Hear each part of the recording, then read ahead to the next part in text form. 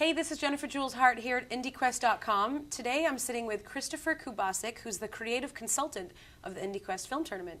How you doing? Excellent. Good. So tell me exactly, I'm really excited to hear what the film's about. Sure.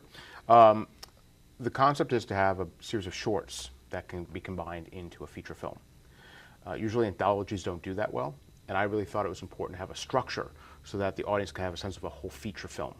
So I drew on the traditions of stories that have stories within them, like Scheherazade and 1001 Nights telling many stories, or the Canterbury Tales, where the pilgrims tell stories, strangers talking to each other. So there's structure in the stories, in the short films, like what they're going to be about? Only thematically. It can be comedy, it could be a period piece, it could be science fiction, it could be a love story. Really, it can be about anything we want, because these are the people telling the last story that they might tell. So what does the character that night care about? The filmmakers get to go in any direction they want with that premise. They can be any tone, any setting, any genre within that framework. Film doesn't have to touch on the fact that it's the end of the world.